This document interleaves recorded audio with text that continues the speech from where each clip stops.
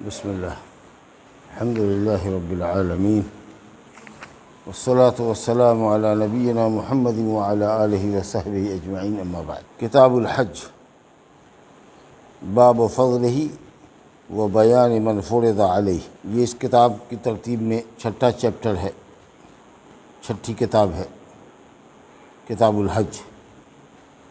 آپ سب جانتے ہیں کہ حج اسلام کے 5 رکنوں میں سے ایک رکن ہے، جیسا کہ پچھلے درس میں بھی ہم نے گنایا تھا کہ اسلام کے 5 ارکان ہیں۔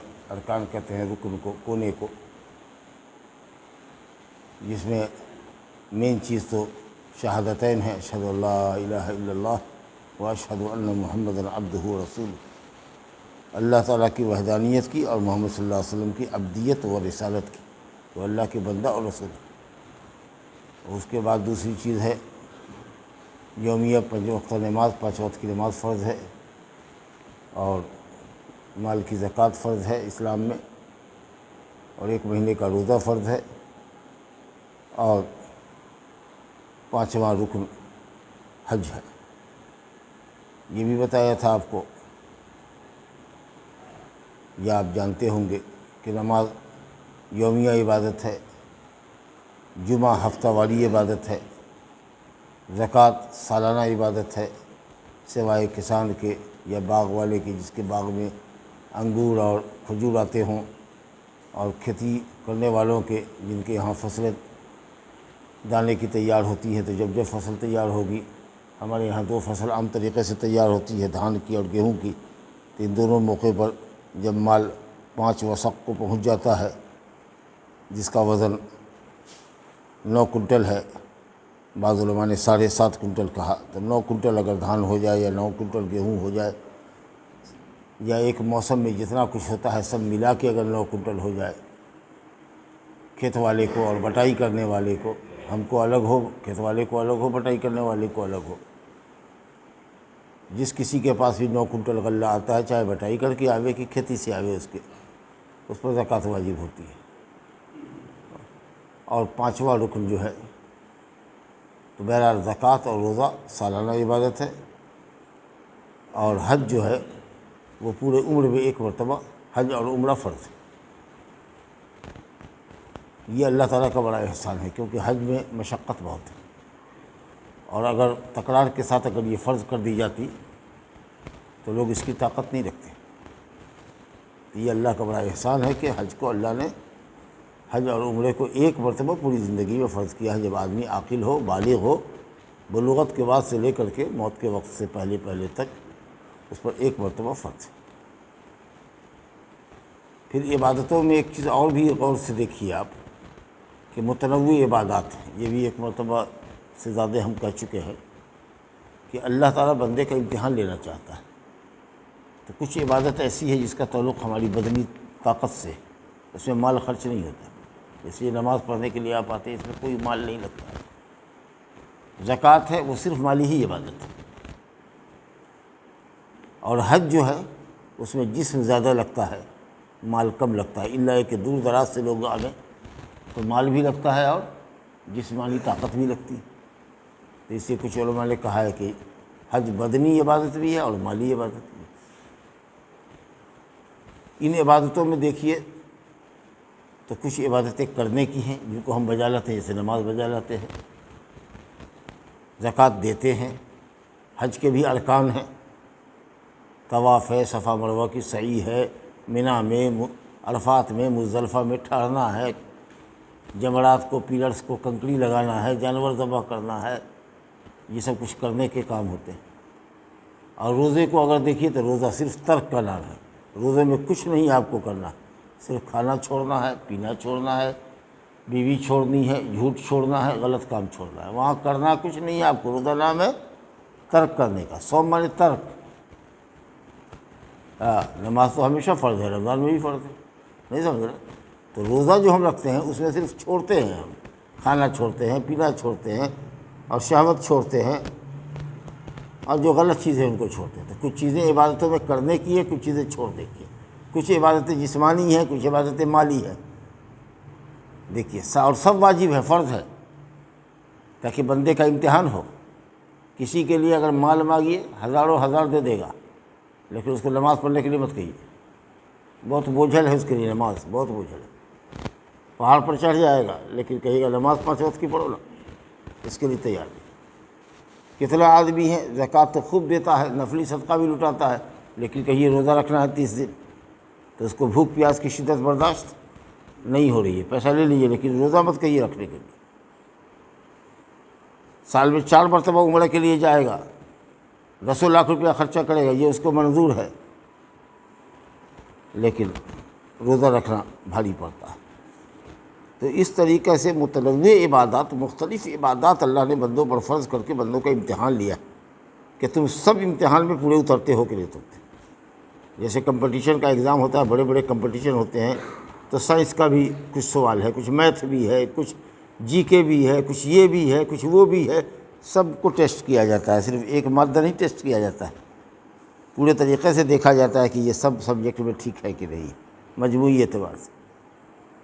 تو اس لیے یہ اسلام میں بھی ہے کہ نماز بھی آپ کو پڑھنا ہے، زکوٰۃ آپ پر واجب ہے تو وہ بھی دینا ہے، بخارت کو قریب نہیں آنے دینا ہے، روزہ بھی آپ کو رکھنا ہے، 12 گھنٹہ 14 گھنٹہ 15 گھنٹہ بھوک پیاس کی شدت برداشت کرنی ہے، اور اگر اللہ نے صاحب مال بنایا ہے تو زکوٰۃ بھی دینی ہے، اور اس سے زیادہ اللہ نے مال والا بنایا ہے تو ایک مرتبہ حج بھی کر لینا ہے، عمرہ اور حج۔ تو یہ اصل میں اس میں یہ حکمت ہے عبادات جو اللہ نے مختلف طرح کی رکھی ہے۔ تو بہرحال فرائض اسلام، اسلام کے جو اہم فرائض ہیں، ارکان اسلام جن کو کہتے ہیں، وہ 5 ہیں۔ ایک تو شہادتین ہے جس کا تعلق ہمارے عقیدے اور اقرار سے ہے، اور 4 چیز عمل سے ہے، جی عمل سے نماز اور زکوٰۃ اور روزہ اور حج، یہ عملی عبادت ہے، چاہے وہ عمل بجا لانے کا ہو یا عمل ترک کرنے کا ہو۔ گناہ چھوڑنا بھی عمل ہے، کھانا پینا چھوڑنا روزے میں اللہ کی عبادت کے لیے یہ بھی عمل ہے، جیسے نماز پڑھنا عمل ہے، زکوٰۃ دینا عمل ہے، حج کرنا عمل ہے، اسی طریقے سے گناہ چھوڑنا بھی عمل ہے، کھانا پینا چھوڑنا بھی اللہ کے لیے یہ بھی عمل ہے، عبادت ہے، سمجھ لیں گے۔ بہرحال حج کا معنی ہوتا ہے قصد کرنا، حج کا معنی ہوتا ہے قصد کرنا، اور یہاں جو اسلام میں حج ہے اس کا مطلب کیا کہ بیت اللہ شریف کا قصد کرنا مخصوص دنوں میں مخصوص اعمال کی بجاوری کے لیے، مخصوص دن، یہ اس لیے کہا کہ حج ہمیشہ نہیں ہوتا ہے، حج کے خاص ایام ہیں، سمجھا نا۔ حج کی نیت کر کے مکہ آدمی پہنچے گا عید کے دن، رمضان کے بعد جو پہلی شوال ہے اس دن سے نیت کر کے اگر پہنچے گا تب ہوگا۔ اور حج کے ارکان اور کام شروع ہوتے ہیں 8 تاریخ سے، 8 ذی الحجہ، 8 9 10 11 12 13، 5 دن کا آپریشن ہے وہ، حج کا کام 5 دن میں ہوتا ہے، قربانی کے مہینے میں 8 سے لے کر کے 13 تک، سمجھا کہ جبکہ عمرہ سالوں بھر ہوتا ہے۔ تو اس لیے کہا گیا کہ حج ہے مخصوص ایام میں، 8 تاریخ سے لے کر کے 12 تاریخ تک، کم سے کم زیادہ سے زیادہ 13 تاریخ تک، اس میں مخصوص اعمال کی بجاوری کا نام اللہ کی عبادت کے لیے، طواف کرنا، صفا مروہ کی سعی کرنا، مینا میں رہنا، عرفات جانا، مزدلفہ آنا، کنکری لگانا، بال مڈوانا، جانور ذبح کرنا، 11 12 کو کم سے کم اور 13 کو تینوں پیلر کو کنکری لگانا، جب مکے سے چلو تو پھر ایک مرتبہ الوداعی طواف کرو۔ یہ جو مخصوص اعمال ہیں، ان مخصوص اعمال کی مخصوص دنوں میں، فکس ڈیٹ میں، سمجھا کہ نہیں، 8 تاریخ سے لے کر کے 12 تاریخ کے درمیان میں اعمال کی بجاوری کا نام ہے حج، تقرب اللہ کے لیے، اللہ تعالیٰ سے نزدیکی حاصل کرنے کی، یہ اصل بنیاد ہے۔ اور یہی معنی عمرہ کا بھی ہے، عمرے کے معنی بھی قصد آتا ہے، کعبۃ اللہ کا قصد کرنا مخصوص عمل کی بجاوری کے لیے، اس کے لیے دن متعین نہیں ہے، سالوں بھر کر سکتے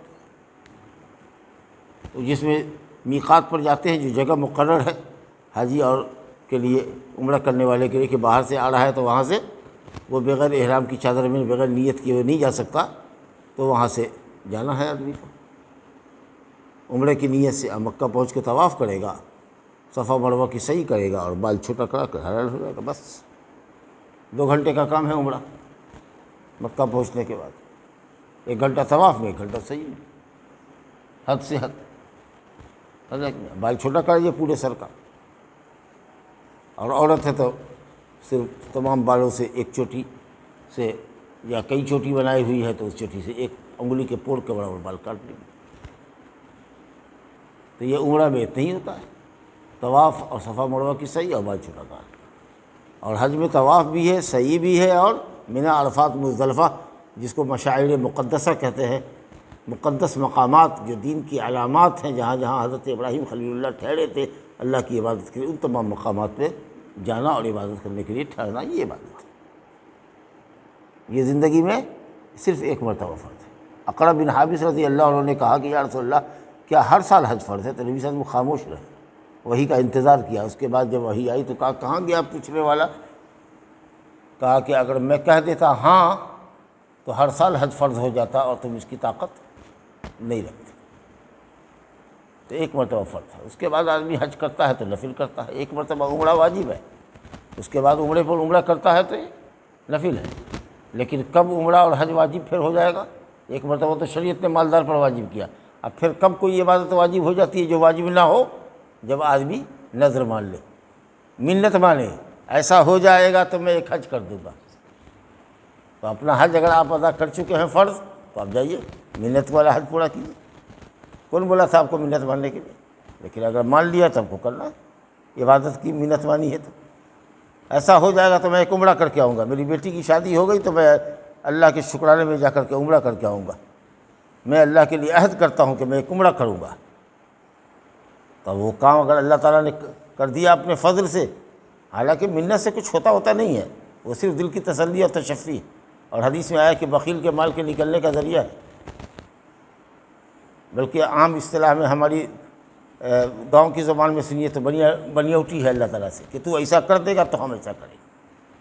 ارے تم عبادت کرو، اللہ رب العالمین سے دعا کرو، امید رکھو، وہ کرے گا، لیکن یہ کہ تو ایسا کرے گا تب ہم ایسا کریں گے، یہ بنیوٹی ہوئی، یہ سودا بازی ہوئی اللہ تعالیٰ سے۔ تو اس لیے کہا گیا کہ یہ بخیل کے مال کے نکلنے کا ذریعہ اچھی چیز نہیں ہے۔ لیکن اگر اطاعت الہی کی منت اگر نظر مان لی ہے اور اللہ نے اپنے فضل سے وہ کام تمہارا کر دیا ہے، منت سے کوئی تقدیر نہیں بدلتی ہے، کوئی فرق نہیں پڑتا ہے، لیکن اگر ہو گیا وہ آپ کا کام تو آپ کو وہ منت آپ کے اوپر واجب اور فرض ہو جائے گی، آپ کو کرنا ہوگا۔ اسے سوچ سمجھ کے آدمی کو منت ماننی چاہیے۔ بہرحال تو یہ حج ہے۔ اب حج فرض ہوا کب؟ اس سلسلے میں اہل علم کا اختلاف ہے، لیکن صحیح قول یہ کہ سن 9 ہجری میں، ہجرت کے 9 سال کے بعد ہجرت فرض ہوا۔ آبادوں نے کہا کہ 10 میں۔ نبی صلی اللہ علیہ وسلم نے اپنے حج سے پہلے حضرت ابوبکر صدیق رضی اللہ عنہ کی امامت میں، ان کی سرداری میں امیر الحج بنا کر کے ان کی امارت میں قافلہ حج کو روانہ کیا، اور اسی سال نبی صلی اللہ علیہ وسلم نے یہ اعلان کروایا، کہا کہ مکے میں اعلان کرواؤ لوگوں کے ذریعے کہ مکے میں کوئی مشرک اس سال کے بعد داخل نہیں ہوگا، مکے میں کوئی مشرک اس سال کے بعد داخل نہیں ہوگا، اور کوئی ننگا طواف نہیں کرے گا، کیونکہ اس سال سے پہلے تک یا اس سال تک مکے میں ننگے طواف ہوتا ہے۔ لا حول ولا قوت الا باللہ۔ جاہلیت کا کیا دستور ہے، مرد پورا مادرزاد ننگا ہو جاتا ہے، اور عورت اوپر سے بالکل نیکٹ ہو جاتی ہے، نیچے صرف کچھیاں جانگیاں پہنتی، اور وہ بھی جالی دار ہے۔ لا حول ولا قوت الا باللہ۔ مگر یہ کہ جو قریش تھے، جو کعبہ کے پروہت تھے، نگہبان تھے، اگر وہ کسی اپنا لباس کسی مرد کو دے دیتے تو وہ کپڑے میں کرتا، یا ان کی عورتیں اگر کسی عورت کو دیتی تو وہ اس کے کپڑے میں کرتی، کیونکہ قریش اپنے کو بہت پوتر سمجھتے تھے اور ان کا کپڑا پاک سمجھا جاتا تھا۔ دوسری دنیا کی تھنکنگ یہ تھی کہ ہم بھلا ایسے کپڑوں میں کیسے طواف کریں جن کپڑوں میں ہم نے اللہ کی نافرمانی کی، اسی جیسے اللہ نے مادرزاد پیدا کیا ویسے طواف کریں۔ کہ یہ جو بے حیائی کا منظر تھا، نبی صاحب نے کہا خبردار اب یہ آخری ہے، اس سال کے بعد کوئی ننگا طواف نہیں کرے گا، اور کوئی مشرک مکے میں اب داخل نہیں ہو سکتا، کیونکہ اگلے سال نبی صلی اللہ علیہ وسلم خود آنے والے تھے۔ بہرحال جب ماحول بالکل پاک صاف ہو گیا تو سن 10 ہجری میں آپ 1,00,000 صحابہ یا کچھ کم و بیش کے ساتھ آپ نے حج کیا۔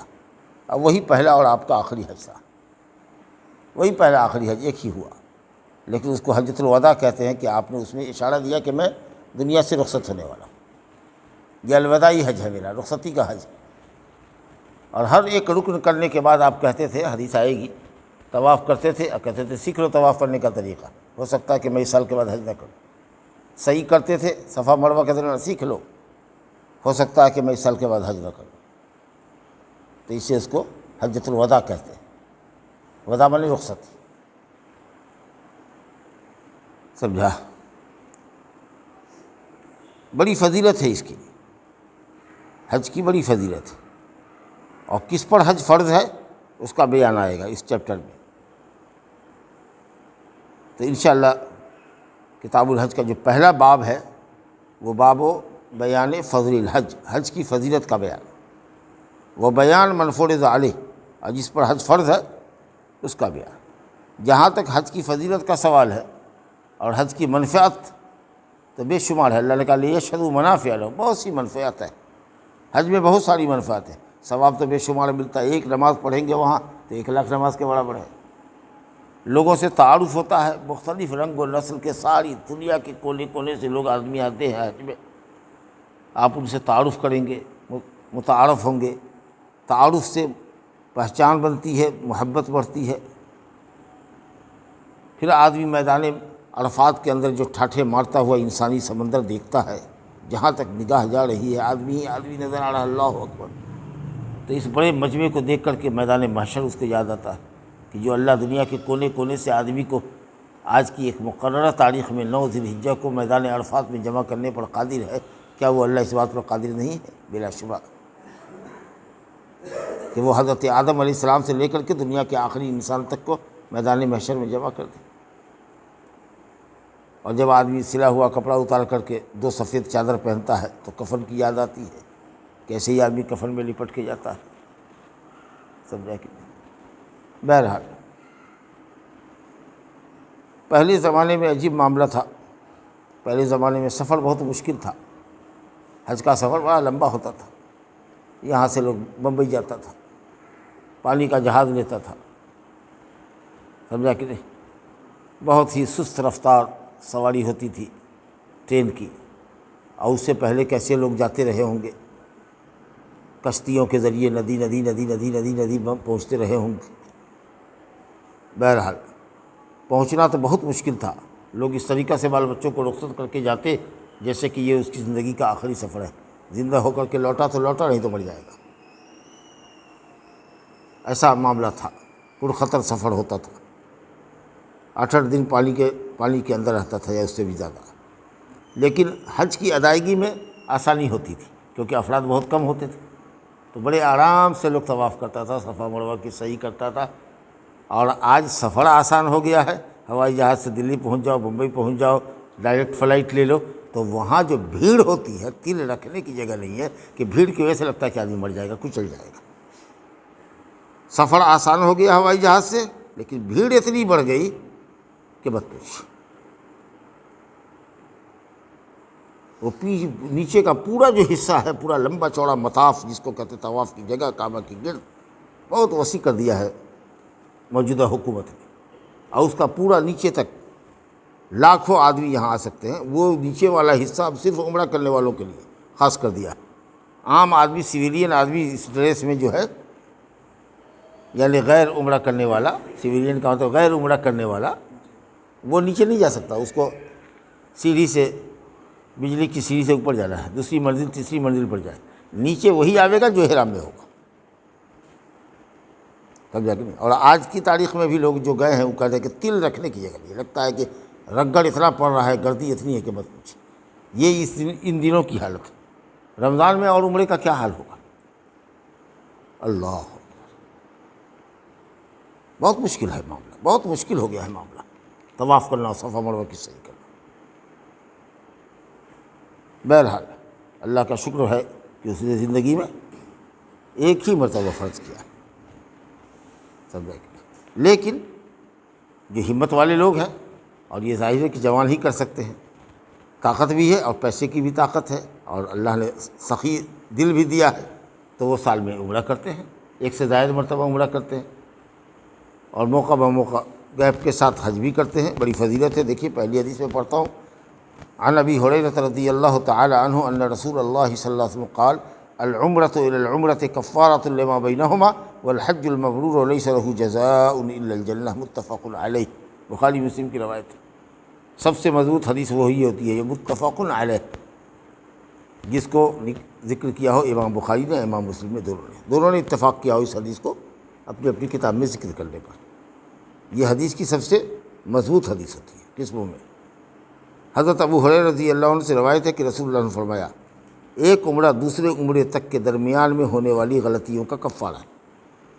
ایک آدمی نے عمرہ کیا آج کی تاریخ میں، پھر 6 مہینے کے بعد جائے گا عمرہ کرنے کے لیے، اس درمیان میں جو گناہ ہوں گے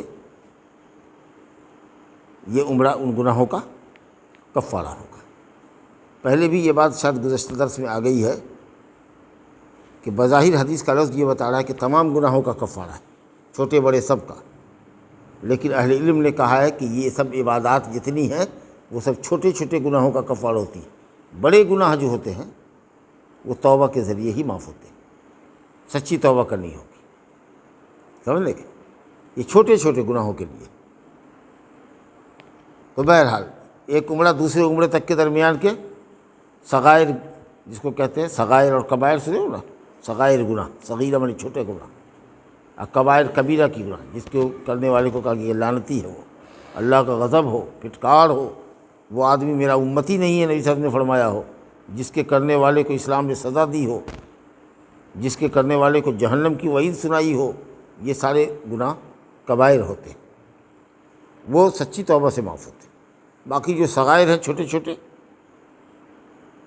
جو کبائر کی کیٹیگری میں نہیں آتے، وہ الحمدللہ عبادتوں کے ذریعے، وضو کے ذریعے، نمازوں کے ذریعے، عمروں کے ذریعے، حج کے ذریعے سب معاف ہوتے ہیں۔ تو کہا کہ ایک عمرہ دوسرے عمرے تک کے درمیان کے گناہوں کا کفارہ، بہت اچھی بات۔ والحج المبرور لیس لہ جزاء الا الجنہ، عمرے کا ثواب تو یہ ہے کہ گناہوں کا کفارہ ہے، لیکن حج کا ثواب کتنا بڑا ہے وہ دیکھیے۔ کہا الحج المبرور، حج مبرور کی جزا سوائے جنت کے کچھ نہیں۔ جس نے حج مبرور کر لیا وہ جنت میں ہی جائے گا، اس کا ٹھکانہ صرف جنت ہی ہے اور کہیں نہیں۔ اب یہ حج مبرور کیا ہے؟ حج مبرور کے اندر اہل علم نے کہا کہ 4 شرطیں ہونی چاہیے۔ وہ حج جو صرف اللہ سبحانہ تعالیٰ کی رضا اور خوشنودی کے لیے کیا جائے، ریا اور نمود کے لیے نہیں کہ حاجی صاحب کہلا گئے، حاجی صاحب حاجی صاحب حاجی صاحب، اب حج کر کے آئے خالی کہے گا ہو پورا سر بھائی کیسے آدمی تم حاجی ہے، بیچارے کو حاجی نہیں کہتے ہو، خالی نام لے کے پکارتے ہو۔ حاجی صاحب کو بھی خوشی ہے کہ لوگ ہم کو حاجی کہیں، سمجھا کہ نہیں؟ تو نمازی کو نمازی صاحب کیا نہیں کہتے، وہ دن میں تو 5 مرتبہ نماز پڑھتا ہے، تو پوری عمر میں 1 مرتبہ حج کر کے آئے تو حاجی صاحب ہو گئے، اور وہ نمازی صاحب کیا نہیں ہوا۔ تو اسی لیے ہم حج نہ کریں کہ ہم حاجی صاحب کہلائیں، اللہ کی رضا اور خوشنودی کے لیے، عبادت کے لیے، گناہوں کی بخشش کے لیے دعا کریں، حج کریں کہ اللہ ہم سے راضی ہو اور ہم کو جنت عطا فرمائے۔ تو پہلی صفت تو یہ ہونی چاہیے کہ اللہ کی رضا اور خوشنودی، جس کو اخلاص اور للہیت، اللہ کے لیے، اس کی رضا اور رغبت کے لیے۔ دوسری شرط بنیادی یہ ہے کہ نبی صلی اللہ علیہ وسلم کی سنت کے مطابق، کیونکہ اگر نبی صلی اللہ علیہ وسلم کے طریقے سے ہٹ کے آپ کیجیے گا تو آپ کا حج نہیں ہوگا۔ اسی نبی صلی اللہ علیہ وسلم نے حج کیا، اور ہر رکن کے بعد، ہر ایک منسک کے بعد، ہر ایک عمل کے بعد آپ کہتے تھے لوگوں حج کا طریقہ سیکھ لو مجھ سے، ہو سکتا ہے میں حج نہیں کروں گا، اس کا مطلب ہے کہ میرے طریقے سے ہٹ کے اگر حج کرو گے تو حج قبول نہیں ہوگا۔ اور یہ صرف حج ہی میں نہیں ہے، کوئی بھی عبادت۔ آپ نے کہا سلو کما رأیتمونی اصلی، اے لوگو اس طرح نماز پڑھو جس طرح مجھ کو نماز پڑھتے ہوئے دیکھتے ہیں۔ تو جو صحیح حدیثیں ہیں نماز کی، ان طریقے کے مطابق، صحیح حدیثوں کے مطابق نماز پڑھیں گے تب ہوگا۔ جتنے مال میں جتنی زکوٰۃ ہونی چاہیے اس حساب سے زکوٰۃ دیجیے گا تو زکوٰۃ قبول ہوگی۔ لوگ نکالتا تھا من سیرا، من میں 1 سیر، تو 40 من میں 1 من، من سیرا 40 من میں 1 من، یا شریعت کہتی ہے 10 من میں 1 من یا 20 من میں 1 من، وہ نکالتا ہے من سیرا، 40 میں 1 سیر، تو 40 من میں 1 من، جبکہ شریعت کہتی ہے کہ اگر آسمان کی بارش سے ہوئی ہے تو 10 من میں 1 من نکالو گے، تب جبکہ وہ 9.5 کنٹل ہو جائے تب، اور اگر خود پٹا کے فصل تیار کیے ہو تو 20واں حصہ لگے گا، 20 من میں 1 من۔ یہ جاہلوں کی اپنی شریعت ہو گئی، من میں 1 سیر، 40 من میں 1 من، یہ کون قاعدہ ہوا؟ شریعت نے تو کہا 20 من میں یا 10 من میں، یہ 40 من میں کہاں سے آ گئی رے بھائی؟ اب بتائیے، تو زکوٰۃ ہوگی ادا؟ یوں ہی سا کچھ پیسہ دے دیا غریبوں میں، ہو گیا؟ جتنا مال ہے اس کا حساب کرو، کیش کتنا ہے، زیور گھر میں کتنا ہے، نصاب کو پہنچ رہا ہے کہ نہیں پہنچ رہا ہے۔ نہیں جانتے تو عالم سے پوچھو کہ ہمارے پاس اتنا پیسہ اکاؤنٹ میں ہے، اتنا ہم کو پینشن مل رہا ہے، اتنا میرا فلاں جگہ ڈپوزٹ ہے، اتنا میرے گھر میں ہے، اتنا میری بیوی کے پاس زیور الگ ہے، اس کا حساب ہے باقاعدہ۔ عالم آپ کو پورا حساب دے گا، اس کے مطابق زکوٰۃ نکالیے، مال پاک ہو بھی ہوگا، مال بڑھے گا بھی آپ کا۔ تو بہرحال کوئی بھی یہ بات ہے، نبی صلی اللہ علیہ وسلم نے فرمایا کہ من عمل عملا، کوئی بھی کام اگر دین کا کرتے ہو لیکن اگر میرے طریقے سے ہٹ کے کرو گے تو وہ عمل تمہارا برباد ہے، بیکار ہے، رد۔ تو بات بتا رہے تھے کہ حج مبرور کے لیے ہوا کہ خالص اللہ کی رضا کے لیے ہو، دوسرے نبی صلی اللہ علیہ وسلم کی سنت کے مطابق ہو، اور تیسری چیز یہ ہے اہل علم نے کہا ہے کہ مال حلال سے ہو، مال حلال ہو۔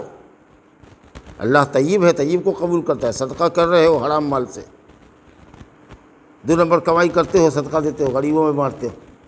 لوگ قدر ہم مالداروں کو لوٹتے ہیں غریبوں کے لیے، ارے لوٹو مت، اگر اللہ نے دیا ہے تو غریب میں دو، نہیں تو مالدار کو لوٹ کے غریب کو دو گے۔ یہ اسلام تو کو چوری اور ڈکیتی سکھاوے گا؟ حلال کماؤ، حلال راستے میں خرچ کرو۔ ان اللہ طیب لا یقبل الا طیبا، اللہ پاک ہے، پاک مال کو قبول کرتا ہے، تو حلال کمائی سے ہونا چاہیے۔ اور چوتھی بات یہ ہے کہ حج کرنے جاؤ تو گناہوں سے پرہیز کرو، فسق و فجور کی باتیں نہ کرو، شہوانی باتیں نہ کرو، گناہ کی باتیں نہ کرو، گناہ کا کام نہ کرو، جھگڑا تکرار حج کے ایام میں نہ کرو۔ الحج اشہر معلومات فمن فرض فیہن الحج فلا رفث ولا فسوق ولا جدال فی الحج، حج کے معلوم مہینے ہیں، جو کوئی ان مہینوں میں فریضہ حج ادا کرے اس کے ذمہ لازم ہے کہ وہ بیہودہ بات نہ کرے، فسق و فجور نہ کرے، جذباتی یا شہوانی باتیں نہ کرے، اور اسی طریقے سے حج کے ایام میں لڑائی نہ کرے، جھگڑا نہ کرے، دھکا مکی نہ کرے، طاقت کا استعمال نہ کرے، بل پریوگ نہ کرے۔ اور جب جائے حج کرنے کے لیے تو بر بمرور ہے، بر سے، بر مانے نیکی، نیکی کے کام زیادہ کرے، سمجھا کہ نہیں؟ اب خیمہ میں سونا نہیں ہے، ہوٹل میں اے سی میں سوئیں گے، کسی کو کہہ دیا کہ 11-12 کی رات میں وہاں سونا مینا میں ضروری ہوتا ہے، واجب ہے، نہیں سوئے گا تو اس کو 1 بکرا فدیہ میں لگے گا۔ مالدار آدمی کے اس کے دے دیں گے 500 ریال کا 1 بکرا ذبح کر دیں گے، سمجھا کہ نہیں؟ مگر سوئیں گے ہم ہوٹل میں۔ یہ بھائی تم ہماری طرف سے کنکڑی مار دو گے، سمجھا کہ نہیں؟ تم یہ میرا کام کر دو تو گئے ہو کاہے کے لیے؟ حج کرنے کے لیے تو نہیں جانا چاہیے تھا، گھڑی میں رہنا چاہیے تھا۔ حج تم کر رہے ہو تو سارے کام اپنے نہ کرو گے۔ ہاں انسان اگر معذور ہو، مجبور ہو، بھیڑ بھاڑ ہے تو چلو بھائی کنکڑی کسی اور سے کر لے، خاص کی جب عورت ہو، حاملہ ہے یا موٹی عورت ہے یا چل نہیں سکتی ہے۔ اب تو ہر جگہ قدم قدم کے اوپر سواری ہے، مشینوں کے ذریعے، اسکلیٹر کے ذریعے آپ جائیے اور اوپر سے وہ خود آپ کو گھماوے گا اور کنکڑی ماریے اور پھر آگے لے جائے گا۔ آپ کو چلنا نہیں ہے، وہ خود مشین چلے گی، سیڑھی چلے گی، الیکٹرک سیڑھی ہوتی ہے، اسکلیٹر، اب پھر وہ لے جا کر کے آپ کو جہاں اترنا ہے وہاں اتار دے گا، اور وہاں پر کوئی سواری لیجیے، چلے جائیے خیمہ میں۔ تو کہا نا آپ کو کہ سہولت بہت ہو گئی ہے لیکن بھیڑ بہت ہے۔ خیر، لیکن لوگ آرام طلب ہے، چلے گئے 11 تاریخ کو بھاگے وہاں سے، کسی کو کہہ دیا طواف وداع میری طرف سے کر لو گے، ارے نہیں کریں گے تو کیا ہوگا؟ واجب چھوٹے گا نا، 500 روپیہ کسی کو دے کے دے گیا کہ ہم جا رہے ہیں، ہم کو ایمرجنسی آ گئی ہے، ہماری طرف سے طواف وداع کر دو گے، ہماری طرف سے کنکڑی مار دو گے، یا کنکڑی نہیں بھی مارا تو 2 بکرا لگے گا، 2 بکرا کر دو گے، پیسے کی فڑاوا نہیں۔ ارے حج اس کے لیے نہیں ہے، آپ جا کے کرو اس کو، جو عمل کرنے کے ہیں، جو واجبات بجا لانے کے ہیں، آپ کو خود بجا لانا ہے۔ حج مبرور کا تو بر، نیکی پر مشتمل حج، ایسا کام، ایسا حج جس میں آپ نیکی زیادہ سے زیادہ کریں، وہاں گئے ہیں زیادہ سے زیادہ حرم میں نماز پڑھیں۔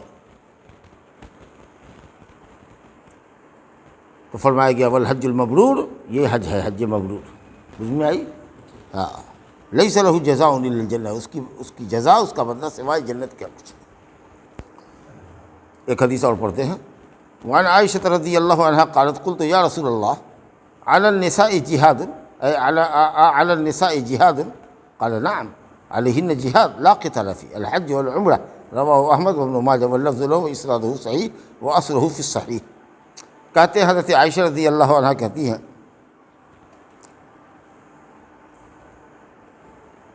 کہ میں نے کہا یا رسول اللہ کیا عورتوں پر جہاد ہے؟ جہاد کیا ہوتا ہے؟